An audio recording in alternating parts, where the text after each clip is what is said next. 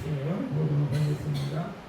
마태복음 7장 21절에서 27절까지 읽도록 하겠습니다. 같이 읽겠습니다. 시작. 나더러 주여 주여 하는 자마다 다 천국에 들어갈 것이하며 다만 하늘에 계신 내 아버지 뜻대로 행하는 자야야 들어가리라. 그날에 많은 사람이 나더러 이르되 주여 주여 우리가 주의 이름으로 선지자 노릇하며 주의 이름으로 귀신을 쫓아내며 주의 이름으로 많은 권능을 행하지 아니하였나이까. 하리니 그때 내가 그들에게 밝히 말하되 내가 너희를 도무지 알지 못하니 불법을 행하는 자들아 내게서 떠나가라 하리라.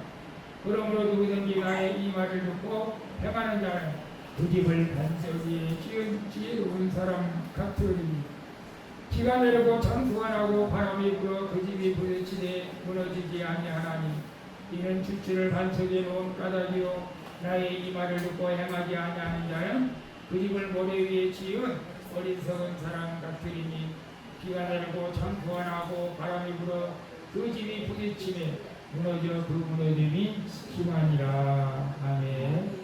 오늘 말씀을 통해서 나의 집의 기초는 모래 위인가 반석이인가 같이 한번 읽어보겠습니다. 시작. 나의 집의 기초는 모래 위인가 반석이인가. 수원은 비가 많이 오지 않았지만 저기 남쪽에는 비가 많이 온 것 같아요. 그죠? 그래서 비 피해가 또 상당히 많이 난 것 같습니다. 그 중에 물론 논밭이 뭐 이렇게 홍수가 난 것도 있지만 집이 무너져서 사람이 죽는 것도 참 마음이 아파요. 물론 산사태가 나서 그런 경우도 있지만 이 여기는 축대가 약해가지고 집안이 약해가지고 그런 집들이 이제 쉽게 무너져가지고 사람이 또 죽는 경우도 있는 것을 보여요. 오늘 본문의 말씀은 이 집을 어디에 지은 것이 튼튼하고 안전함에 대해서 말씀하고 있는데 그 집은 뭘 말하고 있어요? 저와 여러분 신앙을 얘기하는 거예요. 집을 비교해서 너희들의 신앙이 지금 어땠느냐 그렇게 말을 하고 있는 거예요. 저도 오늘 본문 말씀을 읽으면서 마음이 참 찔려요. 사실은 마음이 찔린 것이 많아요. 우리 마음이 찔려야 됩니다. 사실은 마음이 찔려야 돼요. 여러분 제가 이제 우리 처갓집 골로 가다 보면 갈 때마다 집들이 새롭게 져져요. 새롭게 우리 시골로 가는 사람들이 이렇게 내려오는가 집 새로운 집들을 보면 예뻐 보여 아름답게 보여. 나도 저런 집을 좀 짓고 싶다 그런 생각도 하는데 근데 여러분 보시다시피 우리는 그 집이 기초가 무엇인지 잘 알지 못하잖아요. 멀리서 볼 때는 다 아름답게 보여요, 사실. 그죠? 근데 그 집이 정말로 튼튼한지 튼튼하지 않는지는 비가 와봐야 되고, 홍수가 나와야 돼요. 산사태가 나와야 돼요. 그때, 이제 결과가 드러나게 되는 것을 봅니다. 우리 믿음도 그런 것 같아요. 우리 믿음도. 우리 교회에 오해 다닌 사람도 있고, 늦게 나온 사람도 있고, 우리가 인간의 생각으로 객관적으로 저 사람은 믿음이 좋다, 저 사람은 믿음이 안 좋다 이렇게 판단할 수도 있을 수도 있어요. 어떤 사람은 기도를 유창하게 잘하기도 하고 막 찬양할 때 손을 들면서 찬양할 수도 있고 교회 봉사도 많이 하는 사람도 있죠. 근데 어떤 사람은 교회 봉사도 안 하고 누가 봐도 믿음이 없는 사람처럼 보일 수도 있어요. 그런데 오늘 본문은 예수님께서 우리에게 아주 귀엽고 또 엄중한 말씀을 우리에게 하고 있다는 것을 봅니다. 신앙은 겉으로 드러난 말과 모양으로 최종 한결을 받지 않는다. 마지막 날에 그 기초가 어디에 두어 있는가 그게 판결을 받는다는 겁니다. 만약에 저는 여러분들과 천국 가기를 소망하고 또 그렇게 믿습니다. 만약 제가 여기서 누가 지옥 간다. 저는 저 믿음이 약해서 저 사람 지옥 간다. 주님 때도 나에게 그렇게 말을 했다면 나는 그 사람 말을 붙잡고 기도하고 눈물로 호소할 거예요. 잘 믿으라고. 근데 저는 몰라. 누가 지옥 가고 누가 지옥 갈지는 몰라. 그러나 여러분을 위해서 기도를 합니다. 여러분 우리가 주님을 찾죠. 주여 주여 하죠. 때로는 기도할 때 눈물도 흘리기도 우리가 말씀을 드릴 때 아멘 아멘 하기도 합니다. 근데 오늘 주님께서는 네가 정말로 기초를 어디에 두고 신앙생활을 하고 있느냐라고 우리에게 분명하게 말씀하고 있어요. 여러분의 신앙의 기초가 어디에 있느냐 이거예요. 다시 말하면 나는 무엇 위에 내 인생을 세우고 있는가? 그걸 처음 그래요. 내 믿음은 진짜인가? 가짜인가? 정말로 내 집은 모래 위에 지은 집인가? 반석 위에 지은 집인가? 이렇게 묻고 있어요. 예수님이 21절에 보면 나더러 주여 주여 하는 자마다 천국에 들어갈 것이 아니요 다만 하늘에 계신 내 아버지 뜻대로 향하는 자가 들어간다고 말씀하고 있습니다. 여러분 주여 주여 하지 말라는 뜻이 아닙니다. 우리 주여 주여 해야 됩니다. 날마다 주님 불러야 됩니다. 주여 주여는 누가 부르죠? 교회 나온 사람, 예수님 믿는 사람이 부르는 거예요. 여기서 예수님께서 그래서 하시는 말씀은 교회 밖에 불신자들에게 말하는 것이 아니에요. 교회 안에 있는 성도들에게 말하고 있는 것을 봅니다. 어차피 바깥에 있는 사람, 교회 밖에 있는 사람들은 어차피 구원받지 못한 사람들이기 때문에 신경 안 써요. 상관없어요. 그러나 교회 안에서 우리 스스로 하면서 저도 마찬가지예요. 여러분을 내가 비판하고 판단하는 것은 아니고 저도 그 속에 한 사람입니다. 예배당 안에 있습니다. 큰 교회에 찬양대도 하고 찬양도 인도하고 봉사집에 들어가서 봉사도 합니다.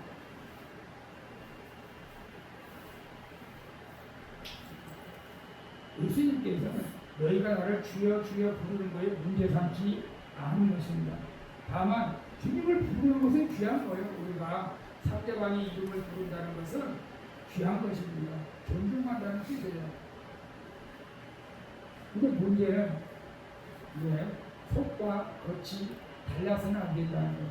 말과 행동이 달라서는 안 된다는 거예요. 저는 세상 사람들한테 늘 그렇게 말을 합니다. 기독교는 종교가 아니라고 저는 말을 합니다. 저는 과거에 종교 생활을 했어요. 내가 뭔가를 의지해가지고 힘을 얻어가지고 세상에서 내가 하고 싶은 것들을 다 하고 싶었던 거예요. 그게 종교 생활이에요. 그래서 저는 깨졌어요.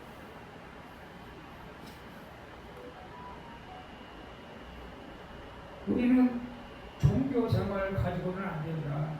정말로 하나님은 살아계시기 때문에 우리는 살아계신 하나님을 말씀에 순종하고 따라가야 할 줄로 믿습니다. 근데 이런 분들이 있다고 해요. 저도 말씀을 준비하면서 그런 생각을 해봤어요. 우리가 예배만 드리면 하나님 말씀에 다 순종하는 것일까? 라고 착각할 수도 있다는 거예요. 물론 예배는 중요합니다. 예배는 많은 부분들 가운데 하나님 말씀에 가장 중요한 첫 번째는 순종하는 것이기 때문에 중요합니다. 그러나 예배만 드린다고 해서 우리가 천국에 갈 수 있는가라고 우리가 한번 생각해 볼 필요가 있다는 것입니다. 저도 마찬가지고 여러분도 마찬가지죠. 저는 예수님을 믿습니다. 예수님 사랑합니다. 제가 아까 찬양 부를 때 그랬잖아요. 여러분은 누구를 사랑한다고 많이 말을 하고 있습니까? 라고 제가 물어봤는데 누구를 사랑한다고 많이 해요? 예수님을 사랑한다고 많이 할 수 있기를 바랍니다. 특히나 예수님 사랑한다고 고백해야 돼요. 근데 요즘은 저는 우리 아들 며느리 손자를 사랑한다고 해요. 카톡에다. 그전에는 집사람을 사랑한다고 했는데 요새는 잘 안 되는 것 같아요. 사람이 여러분 누구를 사랑한다고 해요? 사랑을 한다고 많이 고백할 수 있기를 바랍니다. 그 사랑이 여러분에게도 다시 돌아오게 될 줄로 믿습니다. 자, 22절에 보면 그런 말씀이 있어요. 그날에 많은 사람이 나더러 이르되 주여 주여 우리가 주의 이름으로 선지자 노릇하며 주의 이름으로 귀신을 쫓아내며 주의 이름으로 많은 권능을 행하지 아니하였나이까 하리니 그때 내가 그들에게 밝히 말하되 내가 너희를 도무지 알지 못하니 불법을 행하는 자들아 내게서 떠나가라 하리라 라고 말씀하고, 여기서 그날이 뭐예요? 그날이 심판의 날을 말합니다. 그날 마지막 심판의 날입니다. 그날에 많은 사람들이 자신들의 신앙 이력을 말한대요. 내가 이렇게 예수님을 믿었다고 말을 한대요. 주의 이름으로 귀신도 쫓아내고 주의 이름으로 많은 권능도 행했다라고 말합니다.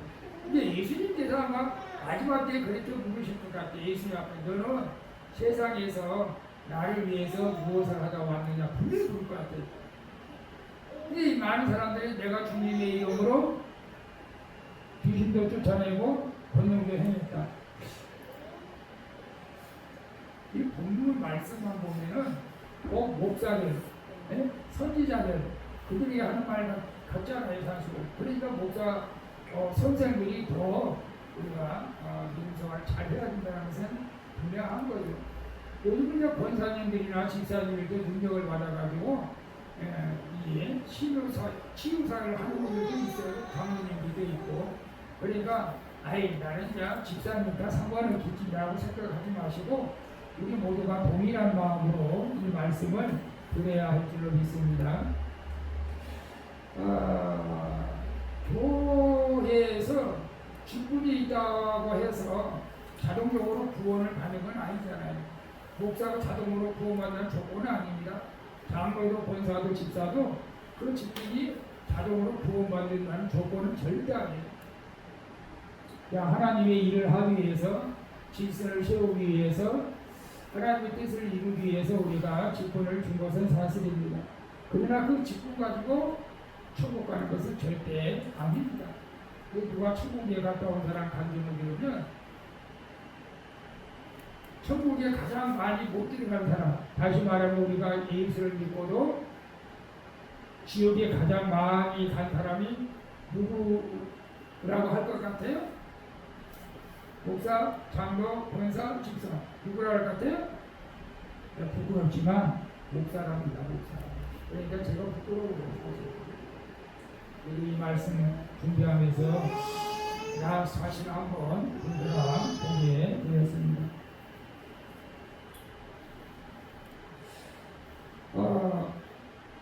가짜 믿음이라고 해서 이거 신앙이 없는 사람처럼 살아간다고 말하지 않아요. 여러분, 우리가 요즘도 참 신기해요. 가끔 가다가 노인네들 모아놓고 막 약하는 사람들이 있잖아요. 그 율전역에도 한 곳이 있어가지고 제가 아는 권사님 거기 빠졌대요. 그래가지고 거기서 파는 것마다 다 사온대. 그러니까 이거 남편 만나서 얘기했는데 죽을 거야. 거기서는 다 여기 좋다 저기 좋다 어디에 좋다 그러니까 막 약하고 아주 미치겠대 막 남편이냐. 가짜일수록 더 진짜 인체 함정이 많아요. 사기꾼들이 그런 것 같아요. 물론 다 그런 신앙에서는 꼭 그렇다고 하지 않습니다. 그러나 그럴 수도 있다는 거예요. 저는 여러분이 그렇지 않다고 생각합니다. 왜냐하면 교회에 와서 하나님 말씀보다 여러분 중요합니다. 저도 과거에 그랬던 것 같고 하나님 앞에 인정을 받아야 되는데 사람들한테 인정을 받으려고 해요. 사람들한테. 그래서 더 열심히 봉사하고 더 열심히 충성하고 그런 분들도 꼭 있어요. 그러다가 사람 때문에 또 상처받고 나가요. 잘못 세워진 신앙이죠. 사실은 내가 잘못했으면 내가 회개해야 돼요. 근데 체면 처리하려고 하는 사람들이 있다는 거예요. 우리 교회는 없어요. 저는 이제 하나님께서 저를 훈련시키려고 그런지 모르겠지만 대형 교회 가서 한 10년을 섬긴 적이 있어요. 큰 교회에서. 여러 가지 상황을 제가 봤어요. 사실.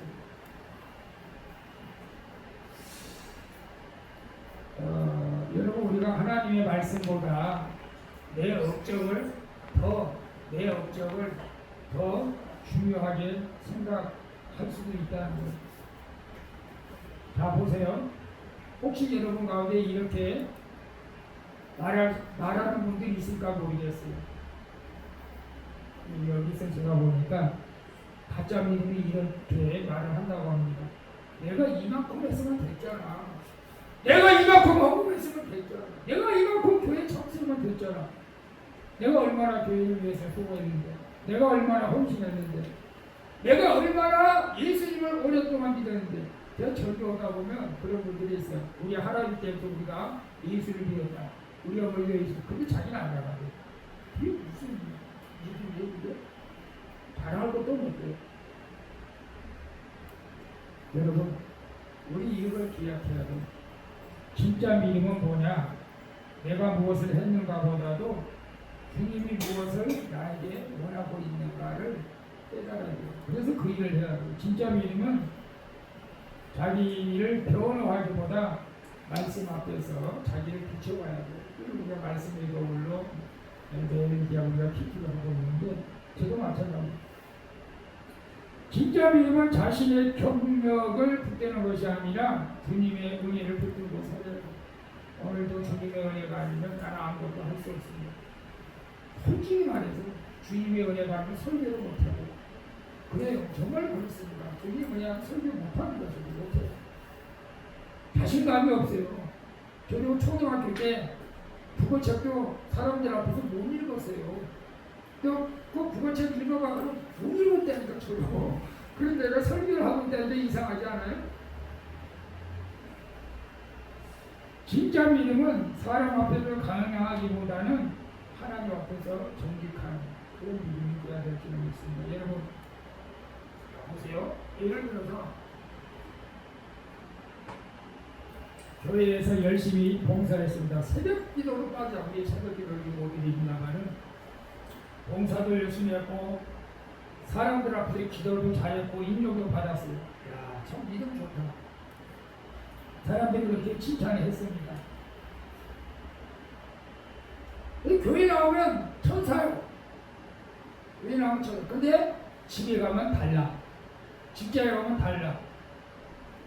가정에서는 자주 분노하고 막 꾸짖고 직장에서는 거짓말을 하고 돈 문제에서는 자기는 손해를 조금 더 안 보려고 하고 그러면서도 이상하게 교회 와서는 열심히 봉사하고 충성하고 눈물 흘리고 참 이런 분도 있을 수 있어요. 근데 좋아요. 근데 어느 날 정말로 큰 어려움이 왔어요. 사업에 어려움이 왔어요. 부도 나기 직전이었고 결국 부도가 났어요. 많은 사람들이 주변 사람들이 떠나갔어요. 편편히 흔들고 교회에서 그렇게 잘 나가는 사람이었는데 자기 체면이 구겨졌다고 생각한 거예요. 그 사람이 하는 말이 이런 말이에요. 하나님, 나에게 이렇게 할 수가 있어요? 이렇게 할 수가 있어요? 내가 교회에서 얼마나 열심히 했는데 왜 내 사업장을 보여주지 않습니까? 물론 그렇게 기도할 수도 있어요. 기도할 수는 있어요. 그런데 중요한 것은 그렇게 기도할 수도 있지만 중요한 건 뭐냐? 그들요 체면이 부개졌다고 교회를 안 나오는 거예요. 이게 올바른 신앙일까요? 가짜 신앙이에요. 사람한테 인정받으려고 하는 신앙이었다는 거예요. 이 사람의 신앙은 모래 위에 지은 집이었어요. 기초가 모래 위였어요. 무너진 거예요. 그런 사람들 성경에도 가룟 유다와 같은 사람, 아나니아와 삽비라와 같은 사람. 우리는 말씀을 통해서 우리 자신을 살펴봐야 됩니다. 가짜 믿음의 특징은 평소에 신앙생활 잘하는 것처럼 보이지만 어려움이 오면 쉽게 흔들립니다. 그거예요. 간단해요. 어려움이 오면 쉽게 낙심하고 포기하고 좌절하고 하나님은 없다 라고 하는 사람입니다. 그러면 진짜 신앙은 무엇일까요? 진짜 신앙. 자 보세요. 24절에 보면 그러므로 누구든지 나의 이 말을 듣고 행하는 자는 그 집을 반석에 세운 지혜로운 사람 같다라고 말씀하고 있습니다. 하나님의 말씀을 다 들어요. 근데 말씀을 듣는데 두 종류의 사람이 있다는 거예요. 두 종류의 사람. 오늘도 마찬가지입니다. 하나님의 말씀을 듣는데 두 종류의 사람이 있어요. 지혜로운 사람이 있고 어리석은 사람이 있다는 거예요.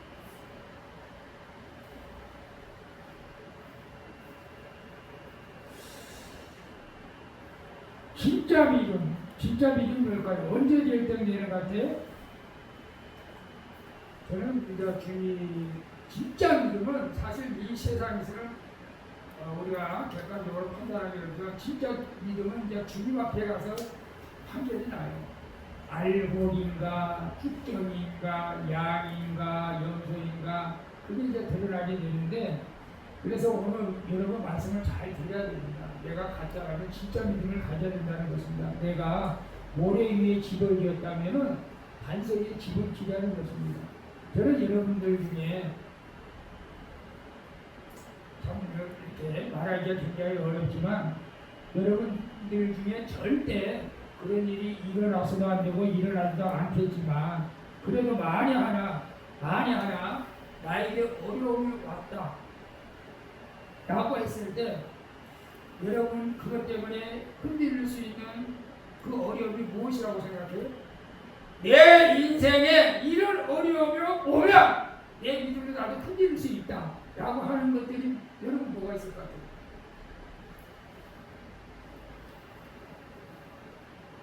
없을까요? 저는 자녀들이 불치에 걸렸거나 나보다 먼저 천국에 가면 굉장히 마음이 아플 것 같아요. 견딜 수 없을 정도로 마음이 아플 것 같아요. 그럴 일 없겠지만 제가 세상에 이런 일이 잠깐 뭐 이렇게 채널을 돌리다 보니까 하루에 바카스 들은 거는 50개서 먹는데 네? 나는 어디서 들은 거는 50개서 먹는데 깜짝 놀랐어요. 무슨 사연이 있나 봤더니 세상에 자기 자녀를 3명을 먼저 보냈구나. 먼저 자녀를 살아갈 수가 없어. 개정소는 살 수가 없어. 그러니까 이것을 잊기 위해서 그냥 죽도록 일하는 거야. 그리고 피곤하면 또 바꿨어. 마시고 또 일하고, 마시고. 그래 지쳐서 쓰면 자고. 그게 이제 반복되는 거예요. 그래도 감사한 것은 내가 그때 그래. 야, 그래 술 안 먹어서 감사하고. 술 먹고 죽지. 그렇게 술 먹고 죽습니다. 제가 예수를 안 믿으면 그런 상황이면 그랬을 것 같아요. 여러분은 어때요? 여러분 앞에 가장 나에게 어려움이 온다면 어떤 것이라고 생각해요? 그때 우리의 믿음이 과연 흔들리지 않을 수 있는가? 한번 생각해 볼 필요 있어요. 나한테 배려오는 것은 상관없어. 그것을 여러분들이 이길 수 있을 줄 믿습니다. 그런데 자녀들, 손자들 이게 참 어려운 거예요.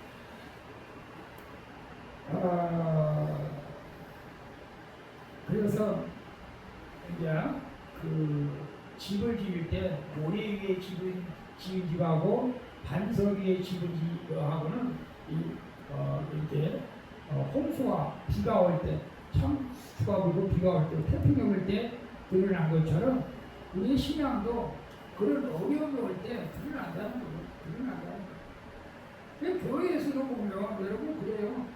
열심히 신앙생활을 한 것 같은데 사람한테 말 한마디에 상처받고 안 나온 사람도 있고 갑자기 가정에 어려움이 있으면 또 안 나온 사람도 있고 그건 있어요. 우리는 그러지 말아야 합니다. 끝까지 믿음을 가져야 된다는 것을 여러분에게 말씀드리고 있습니다. 여러분, 말씀을 듣고 행하는 사람은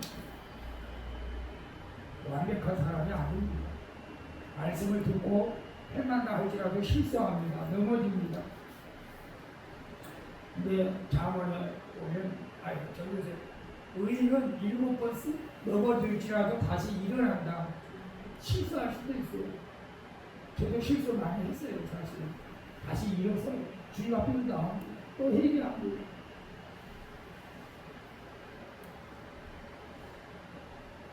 내 생각을 정당화하지 않고 우리 하나님 말씀의 뜻을 이루어가야 할 줄로 믿습니다.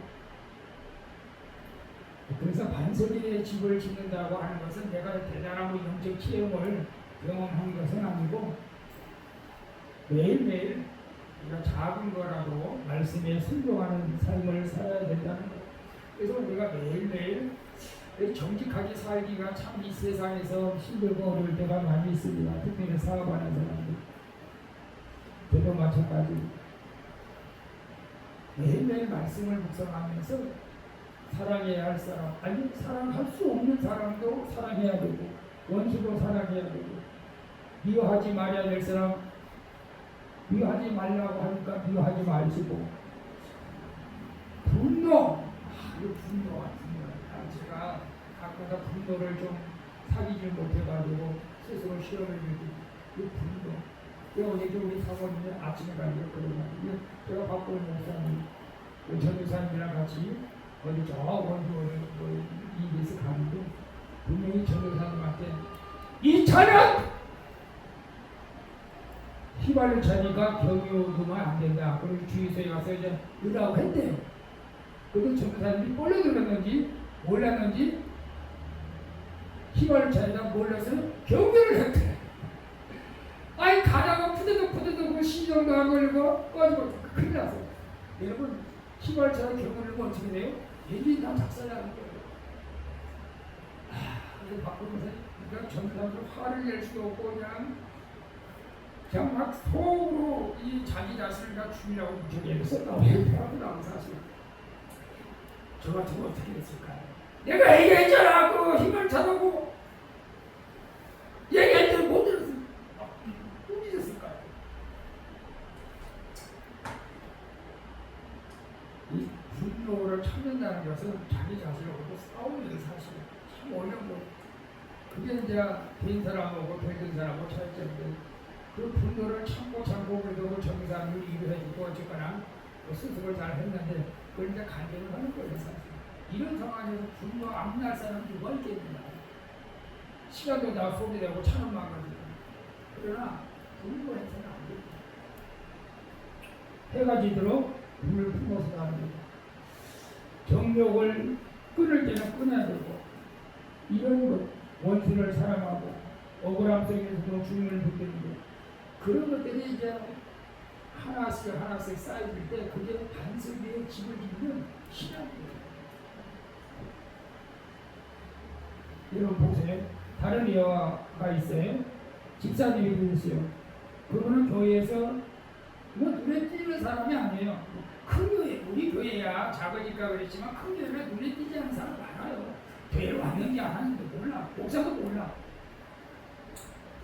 기도도 그렇게 많이 한 것도 아니고 앞에 나서지도 않았으면. 그런데 한 가지 말씀을 순종하려고 애를 썼습니다. 그래서 설교에서 원망하지 말라고 그래. 원망하지 말자. 남편에게 아내에게 원망하지 말자. 원망해봤자 뭐 나만 소리 먹고 싶고 또 하나님께서 기뻐하시니까 원망하지 말자. 그래서 가정에서 진짜 불평을 주려고 무척 애를 썼고 기도했습니다. 용서하라. 정말 용서하기 힘든데 어떻게 용서할까. 그래도 용서하려고 애를 썼습니다. 그 사람을 위해서 축복도 해줬습니다. 정직하라 말씀을 줄 때도 손해를 좀 보더라도 정직하려고 노력했습니다. 염려하지 말라 말씀을 드리면서도 좀 내려왔지만 걱정 없이 내려놨습니다. 그런데 문제가 생겼어요. 그 가정에 시련이 왔습니다. 경제적 문제도 왔지만 심직됐고 건강의 문제까지 왔습니다. 많은 사람들이 그렇게 생각해요. 이제 저 사람 무너지겠구나. 저 사람 저 교회 안 나오겠구나. 그렇게 생각을 했어요. 그런데 그분은 무너지지 않았습니다. 울지 않는 것이 아닙니다. 흔들리지 않는 것도 아닙니다. 많이 울었어요. 많이 기도했어요. 그러나 평소 말씀대로 순종을 잘했기 때문에 신앙이 흔들리지 않았다는 거예요. 신앙이 흔들리지 않았다는 거예요. 교회를 떠나지 않았다는 거예요. 그 차이예요. 제가 여러분 옛날에 있었던 일 같은데 실제로 수원했어요. 우리 전도사님이 아들이 고등학생인데 교통사고로 그만 천국에 갔어요. 고등학생인데 얼마나 속상했어요. 내가 전도사인데 내가 하나님인 줄 알고 왜 내 아들을 데려갔다. 얼마나 기도를 했겠습니까? 눈물 흘리면서 기도했어요. 참 기도하면 하나님 만나면 여러분 위로가 되잖아요. 하나님을 만났습니다. 예수님 만났습니다. 주님이 그렇게 말씀하셨고요. 이 세상에서 내 아들이 더 죄를 짓기 전에 내가 데리고 왔다. 그렇게 말씀하셨어요. 그 아들이 어떤 일을 했는지 어떤 죄를 지을는지 우리는 알지 못하지만 그러면서 천국을 보여줬다고 합니다. 그래서 이 전도사님이 정말로 아들을 그냥 보내고 그 보상금을 갖다가 하나님 앞에 드렸다고 합니다. 여러분 우리 신앙이 흔들려서는 안 돼요. 어떤 일이 있어도 흔들려서는 안 돼요. 제가 여러분에게 이거 하나 보여드릴까 하는데 어저께 금요일날 엊그저께 좀 기도하면서 우리 박보혜 목사님의 간증을 잠깐 들었는데 이분은 이제 대장 말기암 환자예요. 자기가 이제 얼마 피하고 인생이 돼가지고 얼마 살지 못하는 것을 알고 내가 정말로 죽을 때까지 주님의 일을 해야겠다. 더 열심히 주님의 일을 하고 그냥 피가 쏟아지고 토하고 그냥 고통이 오는데도 중국에 가서 나 혼자 전에 가서 똥소변 다 환자들 받아주고 한국에 와서도 전도하는 그런 사람이었습니다. 저는 그런 암이 되고 이제 살 수 있는 가능성은 없었어. 그런데 목사님 저 용사죠? 당신 용사야. 그러면 저 순교하다 죽어도 돼? 그럼 그렇게 죽어. 그럼 빨리 여권 만들어봐. 내가 보내줄게. 그 용사님 여권을 만들었어. 몇 걸음 걷기도 힘든 사람들 배복수가 이렇게 찾고 어디로 보내줄까? 아니 뭔 소리야? 그러나 가슴이 철렁했어. 이 사람은 우리들과 같은 사람들이 아니었어. 이분은 하나님과 동행하는 분이었어. 주님의 뜻을 아는 분이었어. 잠깐 병원 어디야? 어디인데 오지 마세요. 목사님, 그 얘기가 잊혀지지가 않아요. 제가 이 땅에 살면서 가장 기뻤던 것은 우리 하나님을 만나 이렇게 이 길을 걸어온 거예요. 두 번째는 이 땅에서 목사님을 만난 거예요. 가슴이 메어지고 어디야? 내가 빨리 갈게. 오지 마세요. 오셔도 소용없어요. 조금 있으면 그 주님 앞에 가요. 그 병원으로 미친 듯이 차를 몰고 갔어. 갔더니 없더라고요. 봤더니 간호실 옆에 있는 방. 거기서 외롭고 쓸쓸하게 갑자기 혼자 죽어가고 있었어. 나야 박광희 목사야. 알면은 눈 좀 슬쩍 감았다 떠봐. 너네가 힘만 줘봐. 그 용사는 힘조차 주지 못했어. 손을 잡고 있으며 이게 들리면은 손조금이라도 힘을 줘봐. 움직여봐. 아무도 없었어. 왜 가족들도 없었을까? 미동도 하지 않고 어쩌면 그 얼굴, 환한 얼굴 그대로 환한 얼굴 그렇게 수천을 했을까? 발견하는데 그 영상은 어떻게? 아침에는 환하게 웃으며 얘기하던 그가 바로 몇 시간 후에 가보니 그는 의식을 잃고 모든 것들이 다 이제 다 뛰어버리고 하나님께서 간호사들 옆방으로 오라고 있었어. 했다고 해요. 예. 아직도 와라. 생각이 네. 많이 나요. 그리고 늘 내 구주 예수를 더욱 사랑 엎드려 비는 날 들으소서. 그 찬양을 늘 즐겨 했어요. 오늘 한번 그분 한번 얼굴 보실래요? 그분이 어떻게 살았는지 그 대한민국 상분자리를 좀 확 줄여보라고 했습니다. 한번 그분 동영상 잠깐 보도록 하죠.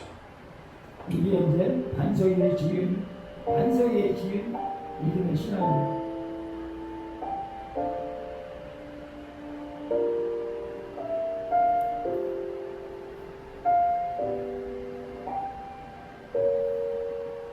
오십이 있습니다. 어디 가세요?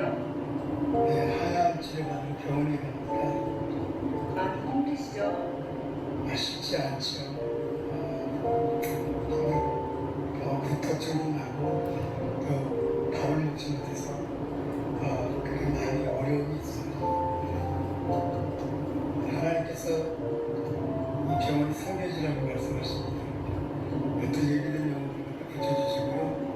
또 제 암을 통해서 정말 그 암 병환자들에게 도움을 주게 하시고 그들에게 소망을 갖게 하십니다.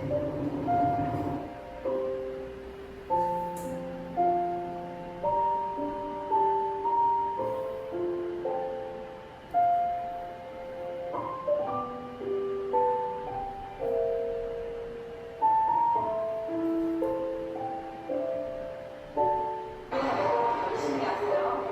하나님의 마음을 부어주신 것도 있지만요, 그 잃어버린 영혼들을 생각할 때 견딜 수가 없어요. 전하지 않고 견딜 수가 없고, 제가 이미 그 하나님의 구원의 그 증거기 때문입니다.